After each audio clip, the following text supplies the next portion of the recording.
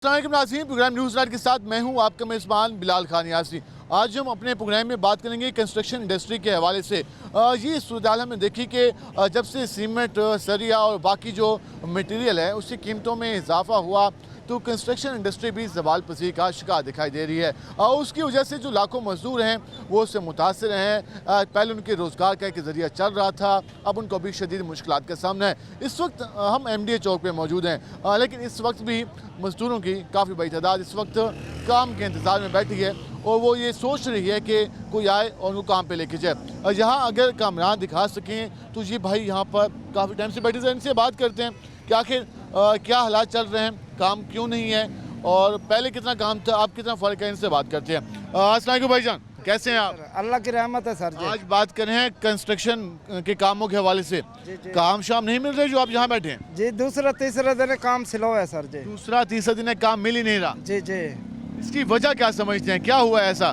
पता नहीं, अल्लाह बेहतर जानता है भाई। काम पे जाते हैं तो जो मुआवजा है, आपको जो मजदूरी है वो पूरी मिलती है या उसमें भी डील चलती है?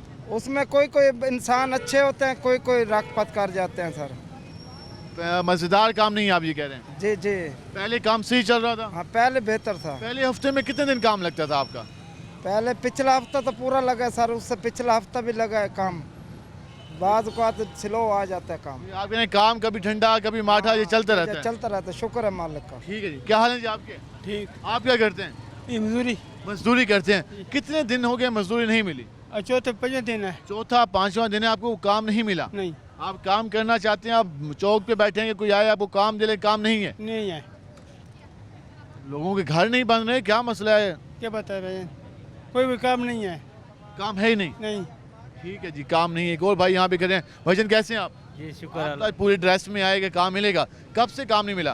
बस सर तीसरा दिन है भाई के साथ जो बात। तीसरा दिन है, आप लोगों को काम नहीं मिला। जी नहीं मिला। ये आए रोज मामूल है इस तरह का? जी सर। कभी मिलता है काम, कभी नहीं मिलता। जी कभी नहीं मिलता। फिर पहले ही हालात मुश्किल हैं तो फिर आप लोगों का गुजारा मजीद मुश्किल होगा। अल्लाह वारिस है सर, क्या करें बस। कितने घंटों से यहाँ पे मौजूद हैं? ये सुबह 8 बजे से सर इधर। सुबह 8 बजे से ये मजदूर यहाँ पे मौजूद हैं और इंतज़ार कर रहे हैं कि उनको काम मिले। और आज तीसरा रोज़ है, इनको काम नहीं मिला। वो जी कह रहे हैं कि रोज़ाना का मामूल है। जी इस वक्त आप अंदाज़ा लगा लें, जहाँ भी कुछ मजदूर खड़े हैं ज़रा उनसे भी जानने की कोशिश करते हैं कि वो क्या कहते हैं, उनका काम कैसे है। क्या हाल है जी आपके? अल्लाह की रहमत है भाईजान। काम के हवाले से बात करें, काम मिल रहा है आजकल या जैसा गवर्नमेंट तो बड़े तंग है, इमरान खान को तंग है। सारा तो तंग होने की वजह क्या है? वजह यह है कि कारोबार नहीं है, सानू आपने चंगे नहीं लगते। आप कह रहे हैं कोई भी अच्छा नहीं लगता आपको? काम मिलेगा तो अच्छे लगेंगे सारे। काम मिलेगा, जब रोज ही नहीं होगी तो क्या करेंगे। फिर तो हर बंदे से आपको नफरत सी होगी कि यार ये क्या सर खा रहा है। बस यही बात है सर, और कोई मसला नहीं है। हुकूमतें कुछ नहीं कर रही? नहीं, हुकूमतें कुछ नहीं कर रही, ये बस खिचड़ी पकी हुई है हुकूमतों की। इनके अपने रोले खत्म नहीं इनके होते। अपने रोले खत्म नहीं होते, इन्होंने हमारी क्या सुननी है। आवाम के मसले पता नहीं कब हल करेंगे। क्या कब हाल करेंगे। हम तो ये कहते हैं कि किसी को वोट भी न दें। अब इतने इस निज़ाम से मुतनफर हो गए हैं। इतने अब तंग हुए पड़े हैं, एक वापडे वाले पे से तंग हुए पड़े हैं, एक हुकूमत से तंग हुए पड़े हैं। बताएं हम क्या करें, खुदकुशी करें। ऊपर से काम ही नहीं है। काम ही नहीं है, बड़े परेशान है। काम हो तो फिर भी काम चलता रहता है। चलता रहता है, फिर भी बंदा चलो करता है, चलो गुजारा चल रहा है। नहीं गुजारा चल रहा है। यकीनन कैसे तीसरा दिन है, चौथा दिन है, ऐसे खाली जा रहे हैं। 3-4 दिन से काम ही नहीं मिला। काम नहीं मिला, खाली जा रहे हैं घर। तो बच्चे कहते हैं कि रोटी ले आओ, कहाँ से ले आए, डाके करें, चोरियाँ करें। ये काम तो हमारे से होता नहीं है, बहुत परेशान है। ये करना तो बहुत पहले कर लेते आप लोग। हाँ बस काम तो मेहनत से हक हलाल से करना। हाँ कलाल से कर रहे हैं, कुछ नहीं, फ़ायदा नहीं हो रहा। लेकिन हम क्या करें, हमारे पास ऑप्शन जो है कमाने का, मेहनत करने का, वो हम करने को तैयार हैं। लेकिन 3-4 रोज़ से काम नहीं मिला। आप अंदाज़ा लगाएं कि मज़दूर जो कि काम करने के लिए मार्केट में आता है, उसे काम नहीं मिलता, जब वो खाली हाथ घर जाता होगा तो क्या कंडीशन होगी, क्या सोचता होगा। मुझे कह रहे हैं हमें कोई अच्छा नहीं लगता अब इस वक्त। क्यों? जब वो खुद काम करना चाहते हैं, काम नहीं मिल रहा तो कौन उनको अच्छा लगे। हम जरा जहाँ पे आएंगे। भाईजान क्या हाल है आपके? बात करें काम के हवाले से। मेरी काम तो है नहीं, काम भी नहीं है। वो तो महंगाई भी ਜਿਹੜਾ 120 रुपए का पाई मिलता है, 140 रुपए पाई हो गई है। जो भी महंगाई बढ़ क्यों गई। था? हाँ 140 रुपए पाई हो गई है। इन्हें जो समली वाले कट्टे बकरे खाते ने रलते तो सानू इन्होंने लोग बेवकूफ़ बनाए है। ये हुकूमत साजो ये हुकूमत सब तो बेवकूफ़ भाई खड़े हैं, आवाम को सारे सब बेवकूफ़, गरीब लोग बेवकूफ़ ही बने खड़े हैं। ਇਹਨਾਂ ਨੂੰ ਵੋਟ ਦੇ ਤੇ ਬੇਵਕੂਫ ਬਣ ਗਏ सादे बहन इन्हें पीछे भजते हैं लाइन च लगते हैं वोट देंगे हैं ਉਹ ਜਦੋਂ ਇਹਨਾਂ ਜਲਥੋਂ ਦਾ ਗਰੀਬ ਮਾਰ ਵੈਂਦਾ ਇਹ ਬਚ ਵੈਂਦੇ ਨੇ ਕੀ ਕਰੂੰ ਤਾਂ ਕੀ कोई इन्हें तो तवक्को को नहीं उम्मीद ਕਿਸੇ ਤੇ ਤਵੱਕੋ ਕੋਈ ਨਹੀਂ ਸਾਨੂੰ ਉਹਦੀ ਜ਼ਾਤ ਤਵੱਕਾ ਬਸ अल्लाह से हर क्या तवक्को लेकिन हुक्मरान ਜੇ ਸਗੋਂ ਕਿਸੇ ਤਵੱਕੇ ਜਿਹੜਾ ਸਾਡੀ ਸਹੂਲਤ ਚ ਨਹੀਂ ਆ ਸਾਨੂੰ ਕਿਸੇ ਤਵੱਕੋ ਹੀ ਨਹੀਂ ਹੈ तो आपको कितने यहाँ तो काम नहीं मिला ਤਾਂ ਬੱਗੀ ਦਾੜੀ ਕੀਤੀ ਗਲੇ ਤੇ ਸਾਗੋ ਤਾਂ ਕੋਈ ਫਾਇਦਾ ਨਹੀਂ ਮਿਲਿਆ ਕਸਾਰੇ ਜਾ ਰਹੇ हैं दिन ब दिन कसारे जा रहे हैं सारे में जा रहे हैं दिन ब दिन खसारे में भाईजान क्या हाल है आपके ठीक शुक्र अल्लाह काम के हवाले से बात करें आज काम मिला नहीं मिला कब से नहीं मिला अगर नहीं मिला तो दूसरा हफ्ता जा रहा है फारिग दूसरा हफ्ता हो गया वो काम नहीं मिला काम नहीं मिला आप काम क्या करते हैं यही मजदूरी करते मजदूरी करते हैं रोजाना इस चौक पे आते हैं डेली आते रोजाना इस चौक पे खड़े होके चले जाते हैं चले आ जाते 4-5 बजे शाम को चले पहले काम मिलता था कभी कभार मिल जाता था लेकिन आप कह रहे हैं कि 2 हफ्ते हो गए आपको काम ही नहीं मिला काम बंद हुआ काम नहीं लेकिन 2 हफ्तों से काम नहीं मिला इससे आप अंदाजा लगा लें कि इनकी क्या हालत होगी ये काम करना चाहते हैं काम है ही नहीं वजन कैसे हैं आप ठीक ठाक आप क्या करते हैं मैं फैक्ट्री में काम करता था उधर से बंदे निकाल दिए हैं फैक्ट्री में काम करते थे लेकिन फैक्ट्री बंद हो गई हाँ जी फैक्ट्री बंद नहीं हुई चल रही है लेकिन सर्दियाँ है ना बंदे निकाल रहे हैं अब आप क्या सोचे क्या करने का दोबारा फैक्ट्री में भर्ती होना है वो भर्ती नहीं कर रहे गर्मियों में करेंगे दूसरे महीने फरवरी में अभी काम नहीं है मार्केट में काम ही नहीं है बेरोजगारी है महंगाई का दौर है महंगाई का दौर है बेरोजगारी है जी आपने गुफ्तगू जानी से आप अंदाज़ा लगाएं कि जो आम आदमी है वो किस तरह की मुश्किलात का शिकार है हमने अब तक जिससे भी बात की वो यही बात करता नज़र आ रहा है कि हम काम करना चाहते हैं लेकिन मार्केट में काम नहीं है हम ज़रा आगे चलते हैं और इन लोगों से बात करने का मकसद ये कि जब आम आदमी के पास ही काम नहीं होगा तो काम नहीं चल रहा तो और एक जब से कंस्ट्रक्शन इंडस्ट्री का काम स्लो हुआ है तब से मजदूर भी फाकों पे आ गया ये काम कब से नहीं मिला कितने दिन हुए हैं 2 दिन हो गए 2 दिन से आप वाले काम नहीं है हाँ जी वैसे काम जब मिलता है तो कितनी मजदूरी मिलती है और कितने घंटे काम करना पड़ता है मुख्तलिफ मिलते हैं कभी 800 कभी 500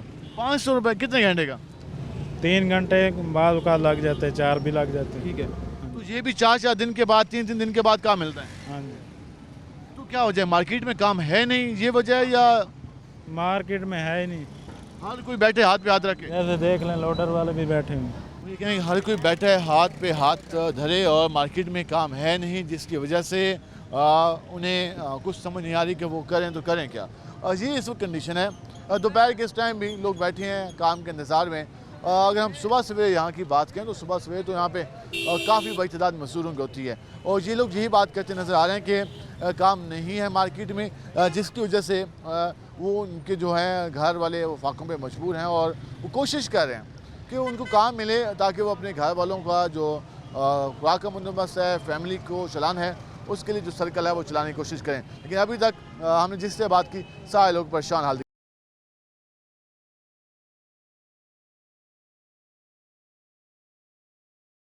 जिससे आज हम बात कर रहे हैं कंस्ट्रक्शन इंडस्ट्री के हवाले से हमने पहले भी बात की मजदूरों से आम आदमी से हम ज़रा मज़ीद लोगों के पास चलते हैं उनसे जानने की कोशिश करते हैं कि वो मौजूदा सूरत हाल के वास्ते क्या कहते हैं। अस्सलाम वालेकुम जी अस्सलाम क्या हाल है आपके मैं ठीक हूँ। आज हम बात कर रहे हैं काम के हवाले से आज के दौर में जो घर बनाना या फिर इस मामले में सोचना कितना मुश्किल हो गया ये तो बहुत मुश्किल हो गया आजकल तो सरिया सीमेंट बत्ती हर चीज़ महंगी है इवन के आजकल रोटी जो है वो मसला बना हुआ है सबके लिए। आप कहते हैं कि खाना मुश्किल से मैनेज होता है बाकी मकान तो बहुत दूर हो गया है मकान का तो हम सोच भी नहीं सकते आज के दौर में।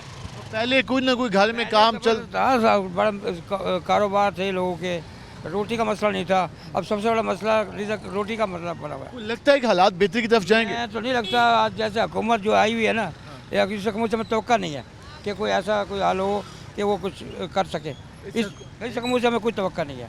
इस हुकूमत के दावे तो बहुत थे जब ये इलेक्शन में थे गलत है ये झूठ बोलते हैं कोई रिलीफ नहीं दिया आम आदमी को ना जी इंतहा के झूठे हैं ये ना कोई रिलीफ नहीं देना और जो बात करते हैं झूठ होती है इनकी। सरिया सीमेंट हर चीज़ महंगा है चीज़ महंगी है मकान का तस्वर नहीं है बिल्कुल। अभी वज़ीर पंजाब ने कहा था कि मैं 15 लाख रुपए दूंगी घर बनाने के लिए। सर ये सब झूठ है फ्रॉड है ये कुछ का नहीं देगी ये बस अपना वक्त गुजार रही है टाइम गुजार जितना गुजार लें बिल्कुल बिल्कुल इसमें कोई वो नहीं है। यानी कि हुकूमत अपना टाइम गुजार रही है और कोई रिलीफ नहीं दिया। हम जरा यहाँ पे एक भाई बहन से बात करते हैं क्या हाल है तेरा? अल्लाह का शुक्र है। क्या करते हो? मजदूरी कर मजदूरी आज मिली मजदूरी? नहीं बैठे हैं अभी। कितने रिहायत थी देखो मजदूरी नहीं मिली आज दूसरा दिन है आज दूसरा रिहाया मजदूरी को नहीं मिली मजदूरी नहीं मिली। हफ्ते कितने रिहाय सूरत हाल होंगी हफ्ते च 2 दिहाड़ियां 3 लाख वनी मुश्किल नाल मुश्किल ना लगदी बाकी दूसरा रिहाय में बाम अपने इंतजार है जड़े में बह के हट वन बेहतरी नजर आती है भाई हालात है या मुश्किल हालात में ने बन बिल्कुल हाथों महंगाई वधी वेंदी आटा वधा ॾिता ने अगे 1200 दा हुण 1400 दा थी गई आटा कि 2 दिन से मजदूरी नहीं मिली। ये एक नौजवान हमारे साथ मौजूद है, उनसे बात करते हैं। अस्सलाम वालेकुम भाईजान, वालेकुम सलाम। क्या हाल है आपकी? ठीक, अल्लाह का शुक्र। आज हम बात करें कंस्ट्रक्शन इंडस्ट्री के हवाले से। पहले होता था कि लोग सोचते थे, प्लान बनाते थे कि घर बनाना है या कोई कमरा बनाना है या बाकी काम कराना है। आजकल क्या हालात हैं? इस तरह सोचना मुमकिन है या काम स्लो है? बहुत नामुमकिन है आजकल, एक्सट्रैक्शन करना बहुत मुश्किल है। सीमेंट हो गई, सरिया हो गई, तो इतनी महंगाई है पड़ी, तो गरीब आवाम तो अपना घर नहीं बना सकती। पहले लोग इन्वेस्ट करते थे कि हम कोई प्लाट ले लें, पहले होता था सेव करते थे, प्लाट लेते थे, फिर साथ साथ इंडक्शन करते थे। अब तो इतनी महंगाई हुकूमत ने कर दी है, गरीब आदमी बेचारा अपने घर के अखराजात, बिजली गैस पूरा करे या घर बनाए। ये जो सूरत हाल है आपको मज़ीद कितना टाइम नज़र आ रही है, या फिर अभी सर्वाइवल की जंग है कि अभी सिर्फ हम अपना जो सूरत हाल इसको मैनेज कर लें काफ़ी है? अभी बहुत मुश्किल है, हुकूमत का आपस में स्ट्रगल चल रहा है, आवाम बेचारी परेशान हो रही है। हर जगह आपको पता है लॉकडाउन लगा हुआ है, गरीब आवाम इतनी परेशान है, इतनी बेरोज़गारी है बड़ी, इन 2 बंदों की वजह से पूरा पाकिस्तान डिस्टर्ब हुआ हुआ है। ज़ियाला पंजाब ने कुछ दिनों पहले, कुछ हफ्तों पहले ऐलान किया था कि वो कर्जा देंगे जिनके पास 5 मरले का प्लाट होगा घर बनाने का। तो आप कहते हैं इसका कोई खास खाते खा फ़ायदा हुआ है? नहीं, अभी तक कुछ भी नहीं हुआ। अभी हुकूमत के आपस में जो मुज़ाकरात चल रहे हैं, वो काम सारा पेंडिंग है बड़ा। आप कह रहे हैं कि जिनके अपने रोले ख़त्म होंगे तो काम होगा? जी, इनके अपने आपस में अंडरस्टैंडिंग होगी तो गरीबों का कुछ होगा। ये आपस में इनकी लड़ाइयाँ हैं बड़ी, तो गरीब आवाम बेचारी चक्की में पिस रही है सर। गरीब आवाम चक्की में पिस रही है और कोई इनको मुस्तकबिल दिखाई नहीं दे रहा, और वो कह रहे हैं कारोबार करना, मकान बनाना काफ़ी मुश्किल हो गया। स्टूडेंट्स हमारे साथ मौजूद हैं, उनसे बात करते हैं। क्या हाल है आपके? खैरियत सर। कौन सी क्लास में पढ़ते हैं? मैं बीएस केमिस्ट्री कर रहा हूँ। BS केमिस्ट्री कर रहे हैं। क्या सोचा है फ्यूचर के बारे में? सोचा तो बहुत कुछ है, लेकिन अभी क्या डिग्री हालात कैसे नज़र आ रहे हैं? हालात तो बहुत चैलेंजिंग है आम लोगों के लिए, लेकिन बेहतरी की उम्मीद रखनी चाहिए। बेहतरी की उम्मीद रखनी चाहिए। आज हम बात करते हैं कंस्ट्रक्शन इंडस्ट्री के हवाले से। पहले घरों में डिस्कशन होती थी कि आप मकान है बना लें या प्लाट खरीद लें, तो इन हालात में क्या सुविधा लग रही है कि कोई डिस्कशन चल रही है या अभी सर्वाइवल चल रहा है? अभी नया मकान बनाना तो ज़ाहिर बात है आजकल के दौर में बहुत मुश्किल होता जा रहा है। जैसे महंगाई है, कंस्ट्रक्शन का मटेरियल है, प्रॉपर्टी है, और ये तमाम चीज़ों को देखते हुए हालात जो है ना पहले से बहुत यानी कि टाइट होते जा रहे हैं। तो बेहतरी की कहीं गुंजाइश दिखाई दे रही है? गुंजाइश अभी तक तो हमें नज़र नहीं आ रही। BS केमिस्ट्री कर रहे हैं, कुछ सजेशन देना चाहें हुकूमत को? हुकूमत को सजेशन यही होगी कि आप लोग जो बेसिक नीड्स हैं आवाम की, उन पर काम करें। आवाम को एजुकेशन की ज़रूरत है, आवाम को रोज़गार की ज़रूरत है। इन चीज़ों पे डिमांड जो है पाकिस्तान में, तो उस पर काम करना चाहिए उन लोगों को। एजुकेशन की ज़रूरत है, रोज़गार की ज़रूरत है, इन चीज़ों पे काम होना चाहिए। एक बुजुर्ग मौजूद है। क्या हाल है जी आपके? अच्छे हाल है जी। सुना है काम काज आजकल मिल रहा है या नहीं, काम नहीं मिल रहा। कितने दिन से काम नहीं मिला आपको? ये पूरे 2 हफ्ते हो गए। 2 हफ्ते हो गए आप बैठ बैठ के चले जाते हैं हम। हालात किस तरफ जा रहे हैं? हालात बहुत ख़राब जा रहे हैं। क्या लगता है हुकूमत कोशिश नहीं कर रही? हुकूमत कुछ नहीं कर रही आवाम के लिए। हुकूमत आवाम के लिए कुछ नहीं कर रही। क्या हाल है जी आपके? अल्हम्दुलिल्लाह। आज हम बात कर रहे थे कंस्ट्रक्शन के हवाले से। पहले लोग सोचते थे कि घरों में मकान बनाना, कमरा बनाना, आजकल ये सोचना कैसा ख्याल है ये?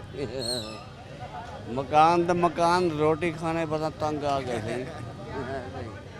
हालात काफ़ी मुश्किल है। मुश्किल अल्लाह जाता, बड़ा औखा वक्त आ गया जी। ये हर चीज़ महंगी हो गई इस वजह से है या आमदन नहीं है? सबसे महंगी हो गई है जी। मैं रात एक ट्यूब लेने गया था स्टोर पे, वो पहले मिलती थी 90 रुपए की, उन्हें और क्या 275 रुपए दिए। 275 रुपए उसने लिए? आहो, विंडो जीना ट्यूब जो आप पेन के लिए लेते हैं के लिए, वो पहले 90 रुपए की थी, और 275 रुपए की होगी। मैं खड़ सोच लगा गया। अब तो आप कह रहे हैं कि अब एक मेडिसिन लेना मुश्किल है, बाकी मकान तो दूर की बात। बड़ा औखा वक्त आ गया, बड़ा मुश्किल वक्त है, और ये कह रहे हैं कि इस वक्त इन हालात में गुजारा हो जाए तो वो काफ़ी है। बाकी कंस्ट्रक्शन इंडस्ट्री का जो हाल है वो आपके सामने। हम ज़रा जान जाएँ। क्या हाल है जी आपके? अल्हम्दुलिल्लाह। बहुत क्या करते हैं आप? मेहनत मजदूरी। मेहनत मजदूरी आज मिली? नहीं मिल रही बिल्कुल। कितने दिन से आपको काम नहीं मिला? 7-8 दिन हो गए काम। 7-8 दिन से काम ही नहीं मिला? नहीं मिल रहा, बिल्कुल काम है भी पहले नहीं। काम होता था? कुछ ना कुछ तो होता था, मगर अब तो कोई भी नहीं, लेने भी नहीं आ रहा, काम वाले काम भी नहीं करा रहे बिल्कुल ना। मुल्की हालात ने आपका काम ही रोक दिया? बिल्कुल ऐसे हालात हो चुके हैं अब तो ना, बिल भी नहीं भरे जा रहे। कोई चीज़ सामान घर की बेचेंगे तो भरा जाएगा। काफ़ी मुश्किल सूरत हाल है। बहुत मुश्किल हुई पड़ी है। लोग अपने मकान नहीं बना रहे, क्या वजह है, क्या समझते हैं? वो पैसा होगा तो बनाएंगे, कारोबार होगा तो बनाएंगे, कारोबार है नहीं बिल्कुल। जो बैठे हैं, जो गवर्नमेंट वाले बैठे हैं, सब बैठे हैं ऐसे कहते हैं साजी नहीं है काम, बिल्कुल ना ऐसे ही फजूल टाइम कहते हैं पास कर रहे हैं। इतना किराया, इतना बिल। मार्केट में काम है ही नहीं सिरे से। हाँ, मार्केट में बिल्कुल विले बैठे, बिल्कुल ठंडी ठार मार्केट हुई पड़ी, बिल्कुल ठंडे ठार हुई पड़ी है, बिल्कुल कारोबार नहीं। आपने गुफ्तगू जानी हुई कहें मार्केट में काम है नहीं और इस वजह से जो सूरत हाल है वो मुश्किल है। हमने लोगों से बात की, हमने तलबात से बात की, उसके साथ साथ जो मजदूर तबका है उनसे बात की, आम लोगों से बात की। वो यही बात करते नज़र आ रहे हैं कि जो हालात हैं वो काफ़ी मुश्किल हैं। इन दिनों में खाना जो खुराक है वो उसका बजट पूरा हो जाए तो बड़ी बात है, मकान बनाना तो दूर की बात। लोग कहते हैं कि हम ये सोच ही नहीं सकते कि हम इन हालात में कोई इस तरह का स्टेप सोच लें।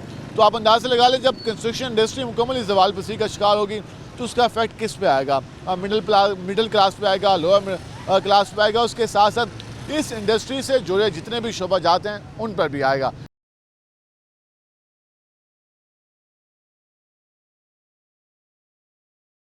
जिस आज हमने लोगों से बात की और हम इस वक्त पहुँचे हैं मुल्तान के गोलबाग चौक पे, यहाँ लोगों से बात करने की कोशिश करते हैं। यहाँ भी मोस्टली वर्कर क्लास बैठी है, तो हमसे बात करते हैं कि उनको आजकल काम मिलने में कितनी परेशानी का सामना और दुश्वारी का शिकार है। जरा हम इनसे बात करने की कोशिश। अस्सलाम वालेकुम भाईजान। जी वालेकुम अस्सलाम। क्या हाल है आप? अल्हम्दुलिल्लाह जी। आज हम बात कर रहे थे कंस्ट्रक्शन के हवाले से। पहले लोग काम काज लगा रहता था, घर बनाना, कोई ना कोई मकान का हिस्सा बनाना।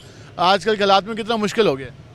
आजकल इनके हालात में कोई कंस्ट्रक्शन करा ही नहीं सकता। थोड़ी थोड़ी तनख्वाहें हैं, मेहनत मजदूरी लोग करते हैं और करेंसी हमारी इतनी डाउन हो गई है जिसकी इंतहा नहीं। तो कोई सोच भी नहीं सकता कंस्ट्रक्शन कराने का। तो सीमेंट महंगी और जनाब रेत महंगी, ईंटें महंगी और वो जो मजदूर है, जो ठेकेदार है वो महंगे, हर चीज़ तो महंगी है। कंस्ट्रक्शन कराना तो आप यूँ समझें कि जो चीज़ पहले 1 लाख, जो कमरा 3 लाख में तैयार होता था, आज वो कमरा 10-11 लाख में उसकी कंस्ट्रक्शन होती है। इसकी वजह ये है कि हमारी जो करेंसी है वो डीवैल्यू हो गई है, उसकी कोई वक़्त और वैल्यू नहीं रही है। तो अब वो आप देखें, मुलाजमिन है, मज़दूर की 30,000 रुपये वो मुश्किल से। जैसे इसका असर मज़दूरों पे भी आ रहा है, आम आदमी पे आ रहा है, इससे जो रिलेटेड कारोबार थे उन पे भी आ रहा है। सब पे इसका असर आ रहा है। सिर्फ वो लोग जिनके पास बेबहा पैसा है उनको तो कोई असर नहीं पड़ता, बाकी आम गिने चुने लोग हैं, बाकी तो आम आदमी है। जो मतवसत तबके के लोग हैं ना, वो 2 चक्की के पाटों में पिस रहे हैं।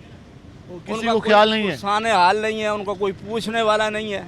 अब आप ज़रा यहाँ से रेटों के वही कर लें, कोई जो है ना वो अपने अमरूद का आप पता करें, कोई 100 रुपये महंगी है नहीं, वो एक ही लाइन के अंदर 10 रेटों पर लोग बेच रहे हैं। जी हाल मार्केट का भी है, ये मार्केट का भी यही हाल है। कोई जो है लुक आफ्टर नहीं करता, कोई चेक एंड बैलेंस नहीं है। हुकूमत ने दावे तो बहुत किए थे आने से पहले कि हम ये कर देंगे, वो कर देंगे, बस दावे ही हैं जी। अभी इन्होंने भी कुछ डिलीवर नहीं किया। उल्टा आप ये देखिए कि हमारे मुल्क के अंदर एक बहुत बड़ा तबका मुलाजमीन का है, वो मुलाजमीन को दी हुई मरात वही छीन रहे हैं। इससे पहले जितनी गवर्नमेंट आई हैं उन्होंने मुलाजमीन को जो मरात दी हैं वो उन्होंने उसमें इजाफा तो किया है, लेकिन ये एक वाहिद गवर्नमेंट है जो दी हुई मरात को कम से कम करती चली जा रही हैं। पेट्रोल की कीमत बढ़ा रही हैं, महंगाई में इजाफा कर रही हैं, बिजली के बिल इतने दिए जा रहे हैं। तो ये अल्लाह का मौजज़ा है जो मतवसत तबके के अफराद या गरीब लोग जिंदा हैं, अभी तक चल रहे हैं, वो अभी ये उनकी हिम्मत है। बस ये उनकी हिम्मत है, ये अल्लाह ताला परवरदिगार का मौजज़ा है। बेचारे भूखी सूखी रूखी। हुकूमत ने कोई कसर नहीं छोड़ी, हुकूमत ने तो उल्टा इनकी मशकें कस दी हैं। आने वाले दिनों में कोई हालात बेहतर भी दिखाई दे रहे हैं। आने वाले दिनों में क्या कोई बेहतरी क्या आगाज़ नहीं है, कुछ नहीं लगता, मायूसी है।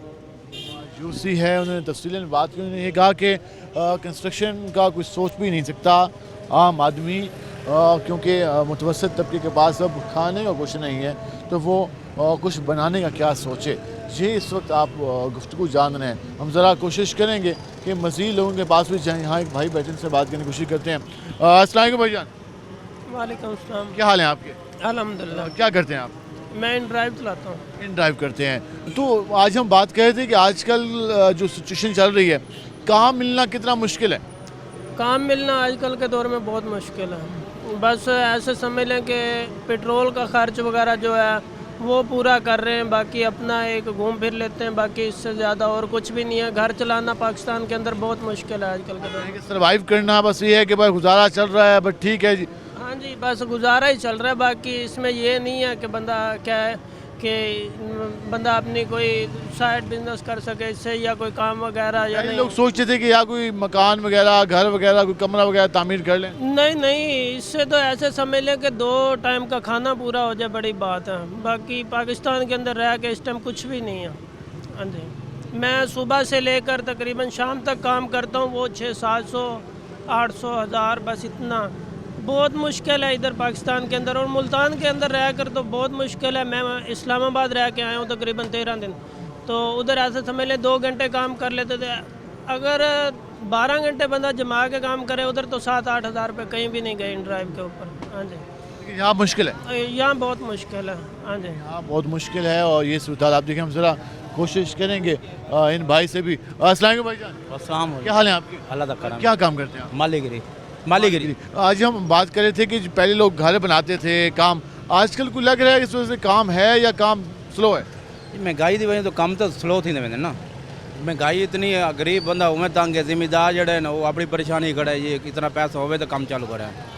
हालात सही क्या नहीं, हर बंदा परेशान है, हर बंदा परेशान बेहती नजर नहीं आती। नहीं आती सर, ये इन्हों को होना ही को नहीं। के पास की बात नहीं है कि इनसे कोई चीज़ें बेहतर हों।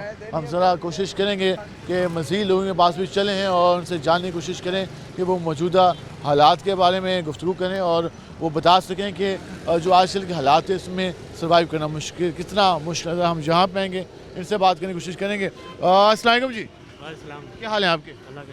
आज हम वैसे महंगाई तो बहुत चल रही है, आज हम बात करते हैं कंस्ट्रक्शन के हवाले से। कितना मुश्किल हो गया या कितना सोचना मुश्किल हो गया कि हम कुछ चीज़, पहले लोग सोचते थे कि मकान बना लें, कमरा तामीर कर लें, कुछ आजकल के हालात में कितना मुश्किल है? बहुत मुश्किल है। अब तो ऐसे है कि पहले हमने मकान बनाया था ना 5 साल पहले, तो वो बोरी मिल रही थी 550 की सीमेंट की, अब वही बोरी 1500 रुपये की है। 5 साल का सिर्फ डिफरेंट है? 1 साल में, 5 साल में की नहीं बात हो रही, 1 साल की बात हो रही है। आप कहें ये बजट बिल्कुल आउट हो गया? बिल्कुल आउट हो गया। उसमें 5 में देखो और 15 में देखो, आधे से भी ज़्यादा हो गया। आधे से भी, तकरीबन 200 गुना इजाफा है। 2 गुना इजाफा है, तो महंगाई है ना। क्या समझते हैं इस, अब इससे जो रिलेटेड कारोबार थे वो भी बैठ गए? बिल्कुल जी, असर तो पड़ता है, सारे बैठ गए। जो मजदूर तबका है वो भी परेशान हाल दिखाई देता है, जो कारोबार कर रहा था वो भी परेशान है। वो तो बिल्कुल ही नीचे चला गया ना जी, जो मजदूर है वो तो बेचारा क्या करेगा। हाँ, हुकूमत दावे करती थी इलेक्शन से पहले कि हम आएंगे तो हमने पहले भी बहुत कुछ किया आवाम के लिए, अब भी करेंगे। वो सारी दावों पे मबनी थे। दावे आपके सामने ही है, कोई नहीं है, कुछ भी नहीं हुआ, कोई कुछ नहीं कर सकता। तवक्को, कोई बेहतरी की उम्मीद? तवक्को की बेहतरी ये है जी, अल्लाह बेहतर करेगा। अल्लाह बेहतर करेगा। क्या हाल है जी आपके? अल्हम्दुलिल्लाह। आज हम बात कर रहे हैं मौजूदा हालात के हवाले से। पहले होता था कि लोग सोचते थे कि हमने कारोबार करना है या फिर घर बनाने का सोचना है। आजकल ये सोचना कितना आसान है, कितना मुश्किल है? बहुत मुश्किल है, बहुत मुश्किल है। अभी वज़ीर आला पंजाब ने कुछ हफ्तों पहले कहा कि मैं जिनके पास 5 मरले का प्लाट होगा मैं पैसे दूंगा उसको 14-15 लाख रुपए। सर जिनके पास प्लाट नहीं है उनको ही नहीं मिल रहे, जो मुस्तहिक है उनको ही नहीं मिल रहे। तो ये कोई लगता है कि हुकूमत कोशिश कर रही है? नहीं लगता, नहीं लगता, नहीं लगता। कोई बेहतरी की तवक्को? कोई तवक्का नहीं है। मजदूर ने वही मजदूरी करनी है, ना हुकूमत ने देनी है ना किसी शहनशाह ने। मजदूरी आजकल मिलना कितना मुश्किल है? बहुत मुश्किल है, वो भी मुश्किल है। वो भी मुश्किल है। लोग काम करना चाहते हैं कि काम नहीं है? काम नहीं है। ये हालात पहले भी कभी देखे आपने? नहीं, पहले कभी नहीं देखे थे, फर्स्ट टाइम में? फर्स्ट टाइम में ये हुआ है। ये कई महीनों से चल रहा है? हाँ जी। पहले इस तरह के हालात कभी नहीं है, लेकिन अब कई महीनों से ये सूरत चल रही है कि लोग इन हालात को देख रहे हैं और वो समझ नहीं आ रही कि लोग किस तरफ जाएँ। हमने मुख्तलिफ लोगों से बात की और जानने की कोशिश की कि इसका बेहतर हल क्या हो सकता है, लेकिन जो आम तबका है जिनमें वर्किंग क्लास भी शामिल थी, मजदूर भी शामिल थे, उसके साथ साथ नौजवान भी शामिल थे, काम करने वाले भी शामिल थे, सबसे हमने राय लेने की कोशिश की। वो ये कहने कि अब ये सोचना भी मुश्किल है। अब ज़रा हम जाएंगे रियल एस्टेट, और ये भी कारोबार काफ़ी चला, लोगों ने करोड़ों रुपये इन्वेस्ट किया। अब क्या इस कारोबार की सूरत हाल है? अब वहाँ पे जो लोग इन्वेस्ट करके बैठे हैं वो क्या सोच रहे हैं, और कंस्ट्रक्शन इंडस्ट्री की ज़बून हाली के बायस रियल एस्टेट पर कितना असर आया, रियल एस्टेट की ज़बून हाली के बायस कंस्ट्रक्शन इंडस्ट्री पे कितना असर आया, इन सारी सूरत पे हम गुफ्तगू करेंगे।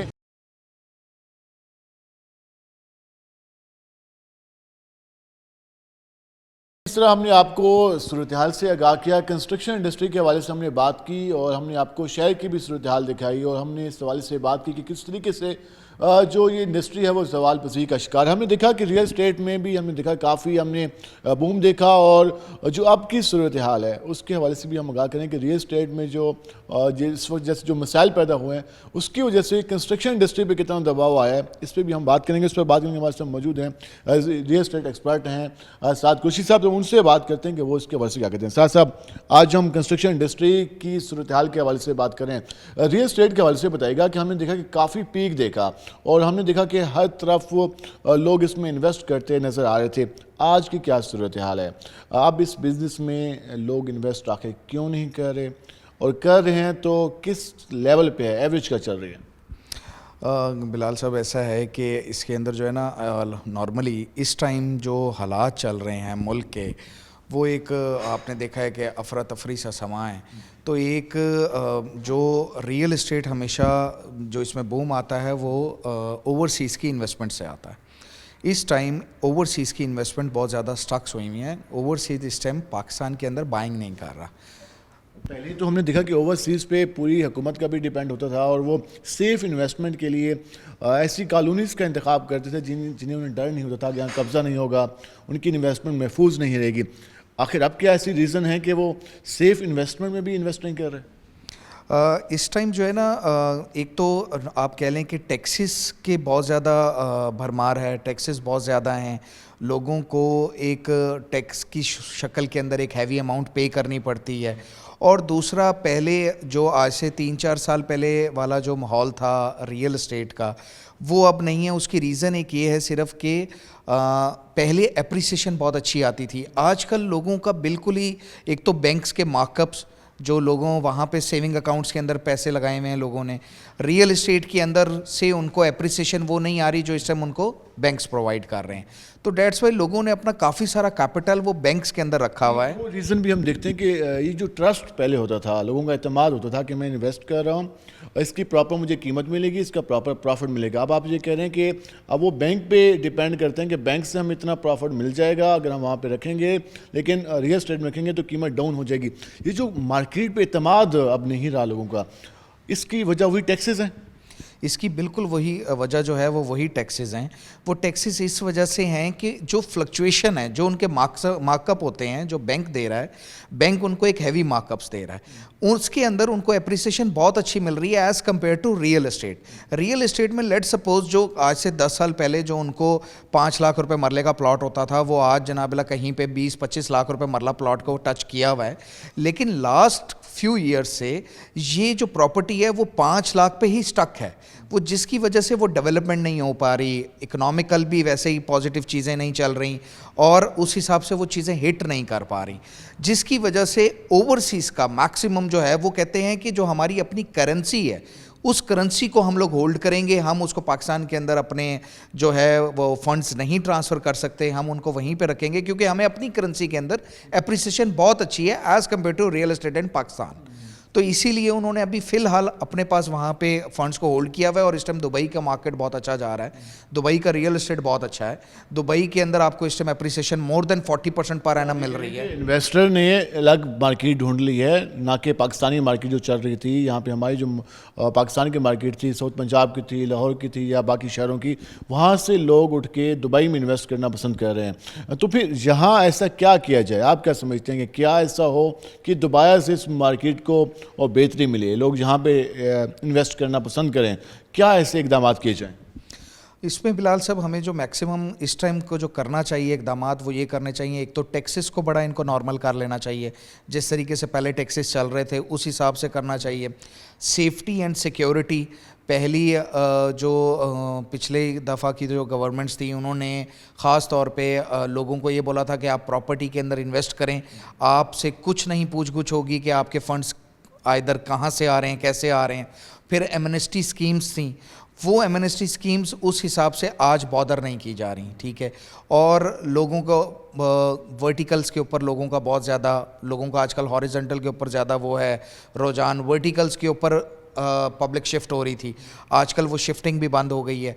हमें वर्टिकल्स को प्रमोट करना चाहिए, वर्टिकल्स बिल्डिंग्स के बनानी चाहिए, वर्टिकल बिल्डिंग के अंदर, क्योंकि जब आप वर्टिकल बिल्डिंग्स बनाते हैं तो जो हॉरिजॉन्टल आपका जो चल रहा था, अभी पिछले दिनों आपने देखा होगा स्मोक आई हुई थी, आपको दरख्त काटने पड़ते हैं, तो हॉरिजॉन्टल एक सोसाइटी बनती है, सोसाइटी की वजह से सारे का सारा आपको लैंड बराबर करके उसके ऊपर डेवलपमेंट करनी पड़ती है। तो वर्टिकल्स के अंदर ये होता है कि आपको जस्ट 2 से 3 कनाल का एक प्लॉट लेके उसके ऊपर आपको 7 to 8 फ्लोर्स की बिल्डिंग, और उसके अंदर आप मोर देन 50 अपार्टमेंट्स रह लेते हैं, तो एक अच्छी उसके अंदर लोग वहाँ पे रह सकते हैं। इन चीज़ों की हमें बहुत ज़्यादा ज़रूरत है, ताकि चीज़ों के लिए भी कंस्ट्रक्शन इंडस्ट्री में वो माहौल बनना लाजमी है। आजकल कंस्ट्रक्शन इंडस्ट्री का क्या माहौल है, उसमें जिस तरीके से कीमतों की जो वैल्यू है उसको आप लोग किस नज़र से देख रहे हैं कि इस टाइम कोई भी बिल्डिंग बनाना, चाहे वर्टिकल बनाना चाहें या हॉरिजॉन्टल, तो क्या समझते हैं क्या पॉसिबल है उस बजट में जो आप इन्वेस्ट करना चाहते हैं, तो उसकी क्या सूरत हाल है इस वक्त? इस टाइम तो आप कह लें कि इतनी भरमार है प्राइसेस की, स्टील की। अच्छा, स्टील की लेट सपोज आप बुकिंग भी कर लेते हैं तो स्टील के फैक्ट्रीज़ बंद हो जाती हैं, ठीक है, आपके पास वहाँ से अब माल ही नहीं आ रहा होता, तो जिसकी वजह से आप एडवांस बुकिंग के अंदर बैठे होते हैं, इधर से आपने लेबर को एंगेज किया होता है, आपने मटेरियल ऑन बोर्ड्स किए होते हैं, आपने सारे का सारा, तो आपकी कंस्ट्रक्शन के अंदर जब आप एक बिल्डिंग को कंस्ट्रक्ट कर रहे होते हैं तो वहाँ पे एक चाल, जो कंस्ट्रक्शन की चाल होती है, जैसे कंस्ट्रक्शन की ज़बान में एक चाल कहते हैं, वो चाल आपकी चल रही होती है। लेट सपोज किसी भी चीज़ की वजह से, shortage of cement, shortage of buzzer, shortage of जो आप कह लें कि स्टील, इसकी वजह से वो वहाँ पे प्रॉपर नहीं अगर पहुँच पाती, तो ये एक बिल्डर को हैवी नुकसान होता है। जो वहाँ पे जो कॉन्ट्रैक्टर होता है या जो डेवलपर होता है उसको एक हैवी इसकी अमाउंट पे करनी पड़ती है। इन सारी चीज़ों की वजह से वहाँ पे आप कह लें कि एक ह्यूज डिफरेंस आता है। ह्यूज डिफरेंस की वजह से जो उनकी प्रॉफिटेबिलिटी होती है वो कैलकुलेट नहीं कर पाते, वो अल्टीमेटली लॉस में चली जाती है। तो जब वो लॉस में चले जाते हैं तो इसलिए लोगों का रुझान कंस्ट्रक्शन की तरफ से बहुत कम होता जा रहा है कि वो पहले उसको स्ट्रीमलाइन करें। अभी लेट सपोज पिछले दिनों ही हमारे एक अजीज़ ने स्टील के पैसे भेजे कि 35 टन की गाड़ी आ रही है।